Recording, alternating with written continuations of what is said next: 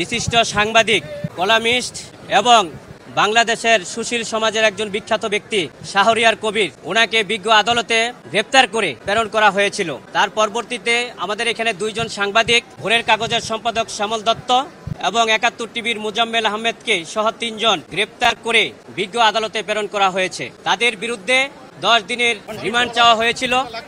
বিজ্ঞ আদালতে আমরা বলেছি যে এই মামলাগুলো হচ্ছে সুদূর ষড়যন্ত্র, মিথ্যা এবং উদ্দেশ্য প্রণোদিত। আপনি শুধু শাহরিয়ার কবির পক্ষে বলছেন, ওইটা বলেন। তিনজন চালাচ্ছেন কেন? আপনি বলেন যে আমি শাহরিয়ার কবির পক্ষে বলছি। আপনি শুধু বলেন যে শাহরিয়ার কবির, শ্যামল দত্ত,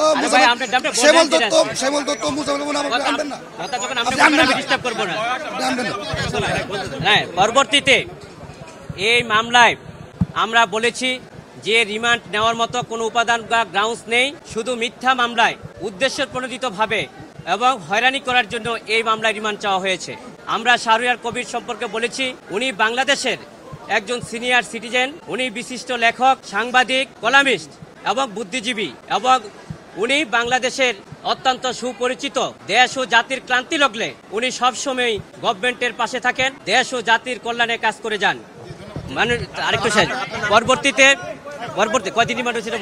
পরবর্তীতে আমরা বলেছি যে এই রিমান্ড পরবর্তীতে বিজ্ঞ আদালত 10 দিন রিমান্ড চাওয়া হয়েছিল আইসাবের পক্ষ থেকে। আমরা জামিনও চেয়েছিলাম, জামিন নামঞ্জুর করেছে এবং 7 দিনের রিমান্ড মঞ্জুর করেছে। আমরা এই রায়ে আমরা সংক্ষুব্ধ এবং বিক্ষুব্ধ। আমরা ন্যায় বিচার পাই নাই এবং উচ্চ আদালতে আমরা ন্যায় বিচারের জন্য যাব।